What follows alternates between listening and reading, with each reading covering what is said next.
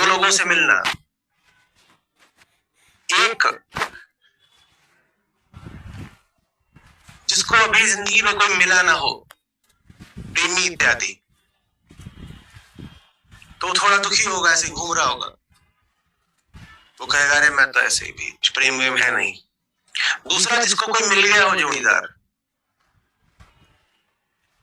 और दोनों को कहना चला ऐसे ही चलते हैं, गर्मियां पड़ने लग गई, हिमालय की ओर चलते हैं, 4 दिन निकल लेते हैं, देख लेना कौन चलने के लिए शायद तैयार हो जाए और किसकी खिड़की बन जाए। इसको प्रेम हो गया, वो जगत से और बंध गया, उसके पर एकदम ही कतर जाते हैं। ये निशानी कामना की है, प्रेम की नहीं है।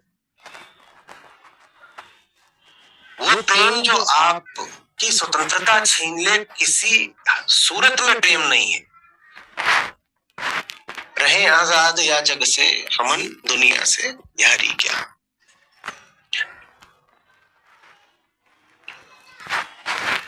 नहीं भाई, पहले तो चढ़े थे, चल देते थे, अब थोड़ा पूछना पड़ता है ना, और भी लोग हैं, तो ये प्रेम नहीं है फिर, ये तो कुछ और हो गया। लेन देन है जिसमें आप जगत की किसी वस्तु पर आश्रित हुए हैं, और उस वस्तु ने कहा है कि अगर मुझसे संबंध बनाना है तो इन शर्तों को पूरा करो। संसार में प्रेम नहीं होता, सौदे होते हैं सिर्फ। ये नहीं कहा जा रहा है कि संसार में कुछ विषयों की कामना हो सकती है और कुछ विषयों से प्रेम हो सकता है, भूल में मत रहिएगा। कहा जा रहा है संसार से सिर्फ कामना ही कामना हो सकती है, प्रेम हो नहीं सकता। प्रेम तो सिर्फ अपने भीतर वो जो छोटा सा एक दीप बिंदु है, उसी से हो सकता है। हाँ, जो प्रेम में पड़ जाता है भीतरी तौर पर, बाहर उसके सब रिश्तों में उस भीतरी दीप का प्रकाश दिखाई देने लगता है, वो अलग चीज है, वो अलग बात हुई। वो ऐसा है जैसे मैंने अपने घर में सुगंध करी है, तो सुगंध पूरे मोहल्ले में फैल गई, वो दूसरी बात। घर में सुगंध होगी तो बाहर तो पहुंच ही जाती है। जिसके भीतर प्रेम होता है, उस प्रेम की सुगंध उसके सब रिश्तों में पहुंच जाती है, वो बिल्कुल अलग बात है। लेकिन इसका ये नहीं मतलब है कि उसने अगरबत्ती जाके मोहल्ले के चौराहे पर जलाई है। देव मूर्ति तो भीतर ही है, दिया भीतर ही जलना है, धूप बाती भी भीतर ही होनी है। हाँ, उसकी सुगंध अपने आप बाहर फैल जाएगी, वो खुशबू फिर आपके सब रिश्तों में पता चलेगी। वो लेकिन बहुत बात पीछे की है, वो एक परिणाम जैसी बात है, परिणाम नहीं पहले आता।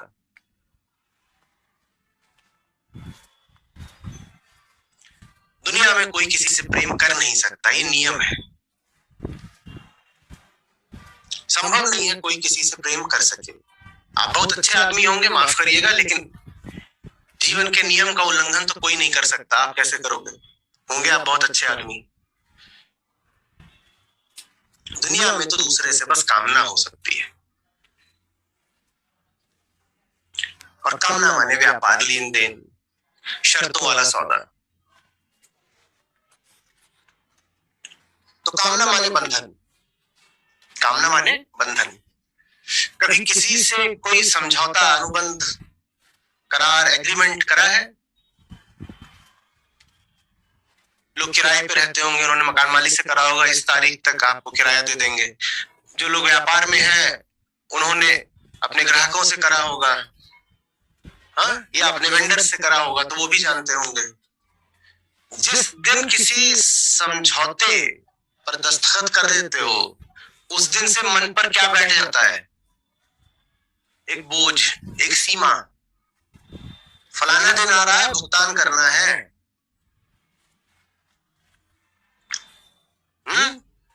और साथ ही साथ लालच, अब भुगतान कर दिया तो माल उठाना है।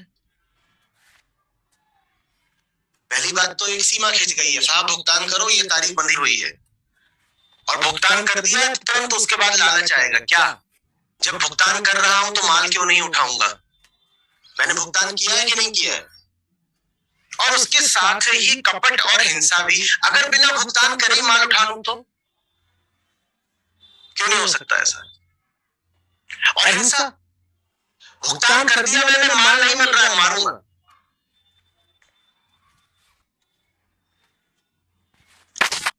ये सांसारिक प्रेम है, ये कामना है बस।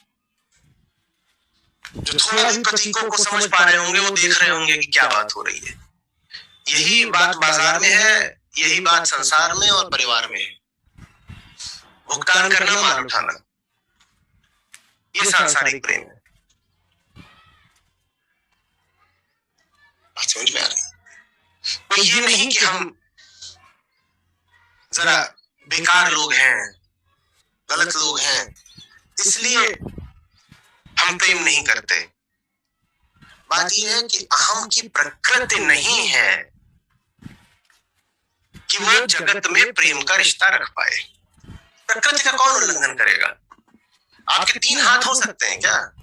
क्यों नहीं हो सकते? प्रकृति नहीं है। आप अंधेरे में देख सकते हो क्या? नहीं देख सकते, क्योंकि प्रकृति नहीं है। वैसे ही अहम जगत में प्रेम नहीं कर सकता, प्रकृति नहीं है। कोई आपको अभी तक लगता था प्रेमी है, अब पता चले कि प्रेमी नहीं है, सिर्फ कामी है, तो इसमें दिल दुखाने वाली कोई बात नहीं है। उसने कुछ गलत नहीं किया, वो मजबूर है। अहम की प्रकृति नहीं है कि वो प्रेम कर पाए, कोई नहीं कर सकता प्रेम। जगत के प्रति तो अहम में बस कामना हो सकती है, क्योंकि बेचारा मजबूर है अपनी अपूर्णता से। वो मरा गिरा झुन्नू लाल, आधे पेट का, हर समय उसको ये लग रहा होता है किसी तरह अपनी जान बचाऊं। प्रेम का तो अर्थ होता है जान देना, और अहम लगा हुआ है किसी तरह अपनी जान बचाऊं, अपनी असुरक्षा में। कहता है कि थोड़ा बहुत हो, आधा अधूरा हूं, ये भी किसी को दे दूंगा तो बचेगा क्या मेरा? उसकी हर समय चिंता ये रहती है कि मेरा क्या होगा। जिसकी चिंता है मेरा क्या होगा, वो दुनिया में किसी के भी प्रति क्या रिश्ता रखेगा? इससे कुछ ले लो। वो दुनिया में किसी को कुछ देगा भी तो लेने के लिए देगा, और अपनी ओर से वो ये चालाकी करेगा कि 1 रुपया अगर किसी को दे रहे हो तो 2 उससे मिलना चाहिए। वो ये नहीं समझता कि दूसरा भी अपनी ओर से यही चालाकी कर रहा है, और दोनों अपनी ओर से यही सोच रहे हैं कि सामने वाले को खूब बनाया।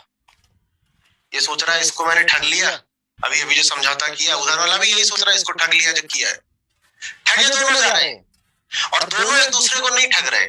दोनों की प्रकृति दोनों को ही ठग रही है, तो दोनों को ठगने वाली का नाम माया है। और दोनों को जब पता चलेगा वो ठगे गए तो एक दूसरे को दोष देंगे, एक दूसरे को थप्पड़ मारेंगे, ना इसने इसको ठगा ना उसने इसको ठगा, दोनों ही ठगे गए हैं और दोनों को माया ने ठगा। क्योंकि दोनों स्वयं को, जीवन को समझते नहीं थे, आत्मज्ञान की कमी थी। जब आत्मज्ञान की कमी होती है तो भीतर जो ऊर्जा उठती है वो सिर्फ कामना की ही होती है। समझ में भी नहीं आता है कि वो ऊर्जा आ रही है तो किस लिए। लगता है ऊर्जा इसीलिए आ रही है कुछ पालो कुछ भोग लो।